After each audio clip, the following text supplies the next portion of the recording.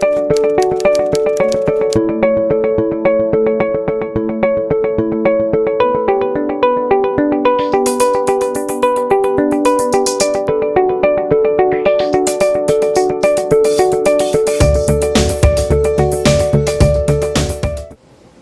everyone and welcome once again to another learning bite on birth order.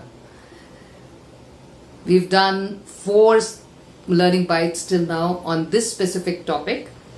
We focused on the firstborn, the secondborn, the thirdborn and the onlyborn. And now we're going to move on to other aspects of birth order. Now, a lot of people wrote to us. Many people said that yes, you have captured the spirit of my personality, and it is really true. And there were also some people who said that this is stereotyping, it doesn't make sense, and I don't at all match the personality type that you have described. Well, there will always be some aberrations. According to research, about 20% of your personality is defined by your birth order. So it doesn't mean that we're stereotyping, but like any other psychometric assessment of anything, there will be variations, there will be aberrations. And in this case, they say about 20% of your personality is defined by your birth order. Now, they've done research on millions of people and come up with a figure like that. So when you say that it doesn't match, it's okay. It doesn't make the theory wrong, but you also have to look at a lot of other factors which affect your personality. There are roughly 9 different reasons why personality starts getting shaped differently, despite the fact that you belong to a particular birth order. So what are these 9 points? What are these things which affect your personality apart from your birth order? Why is it that you don't behave like you should, so to say, according to your birth order? So the first thing we talk about is your spacing in the family. When we say spacing, is like saying, let's say a family has 6 children or 4 children. You have the first 2 children born very close to each other, like there's a difference of only 1 or 2 years. But the next child who's born is born after 7-8 years. What happens to such things, to such families? Well, the first 2 most likely, if everything else is okay, the other 8 aspects, would most likely take the same pattern. The firstborn and the secondborn. But when there's a big gap, then the third child observes and learns from the elders, who are by this time much older than this baby. And what happens to this child? The child becomes as adult as the younger kid. So they're mostly like either only children, either they can become like only children if the elder children are not there, or they become like the firstborn. So it is almost like starting a new family. So you have family 1 and you have family 2. Right? I want you to just observe people who have a lot of age gap with their siblings. Look at their behaviors. You find them becoming very conscientious, very caring, being very right and correct. Now they would also display certain characteristics of the last born. Exactly, the being bubbly, being funny, being pampered. All that also would probably show. But when there's a gap, then they will tend to show a lot of firstborn characteristics. Now the second thing we look at is the emotional, physical differences between kids. Now let's say there are 2 kids, 2 boys, and one is really strong and burly and can make his presence felt, and let's say the other one is weak, slightly diminutive. Well, there would be a change in personality in that case. That means if the bigger child, the physically bigger, stronger child, was born second, most likely he would end up taking the firstborn characteristics, because the kind of attention that he would get from his family would automatically make this first child, who's the weaker one, a little shyer, will be more diminutive, and will remain a little quiet. The same thing goes for girls. Let's say if there are two sisters and one girl is extremely good looking and very vivacious, pretty, gets all the attention, and the second child doesn't match up, is not as good looking or is not as attractive, chances are that they would end up getting into their own shells. They would not like to interact, and they would again be absolutely opposite, even in their behaviors, as compared to their siblings. Now let's look at other variables. Now, one of the very important variables is gender. Let's say the first child was or is a girl and the second child is a boy. Then the second child, the boy, is still the firstborn boy. So again, he would also start taking up characteristics of the firstborn, because he's a firstborn boy.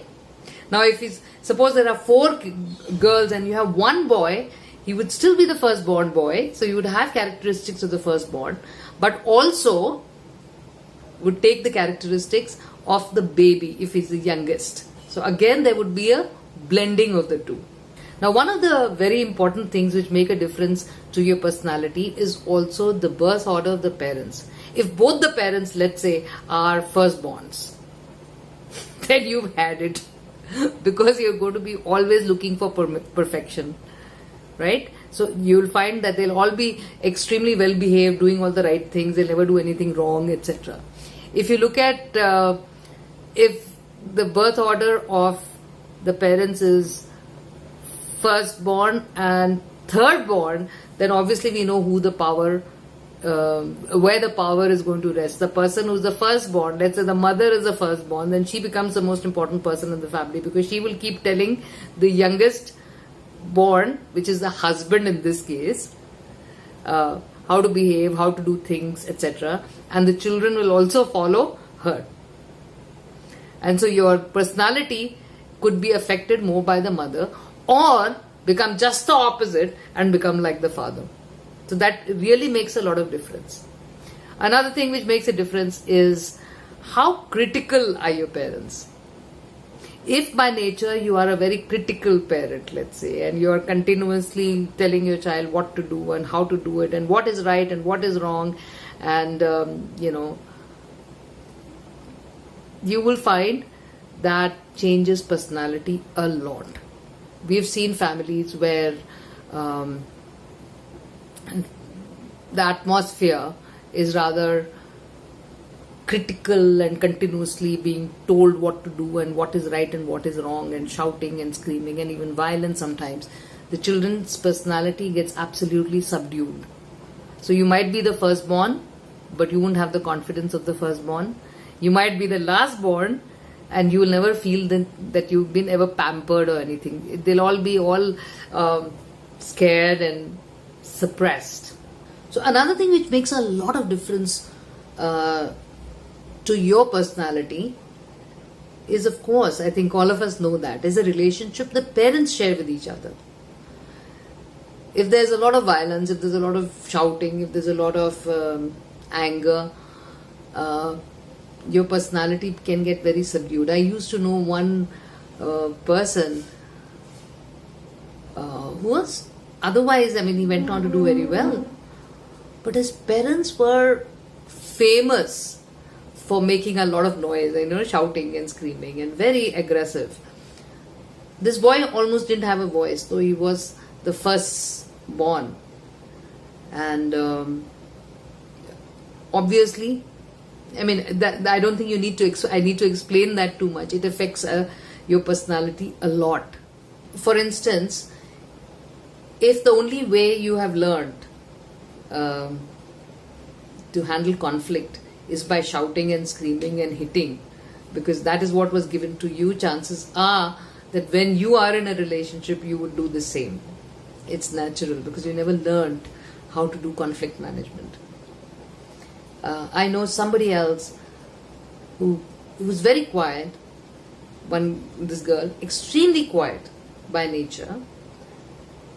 She got married to a person who was also extremely quiet. And when they had kids, they also became extremely quiet because nobody in the house would ever talk. They didn't ever feel the need to talk.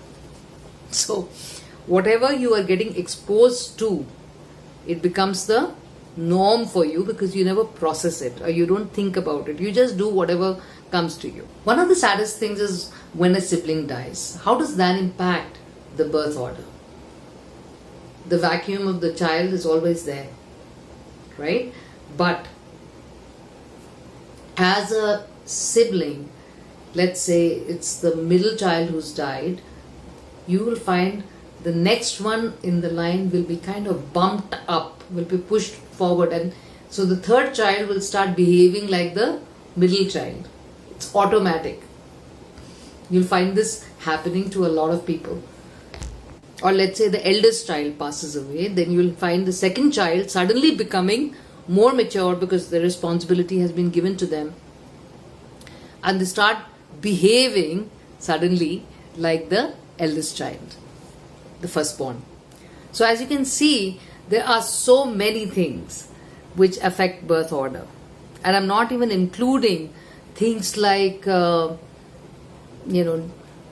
divorce. I'm not even including trauma, other types of trauma, like real illness of a child. All those things will all play a role. So just looking at birth order, looking at the relationship between the family members, looking at the relationship between the siblings, and how they kind of become fluid and change over time. Now, birth order is nothing but a template. It need not fit you, but you have to look at the templates and see which one fits you, and can 2 or 3 of them make up your personality. The whole idea here is to understand exactly, or I won't use the word exactly, it's to understand ourselves better.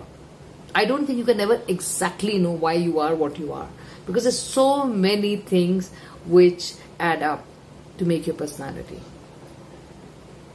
So with that, we come to the end of this learning bite and the end of this module. I hope you got some insight into your personality. We know that it's so difficult to define a personality. You can never put anyone in a box and say, you fit in there, that, oh, you are 3, so you have to fit into this box. No, nobody's ever going to do that.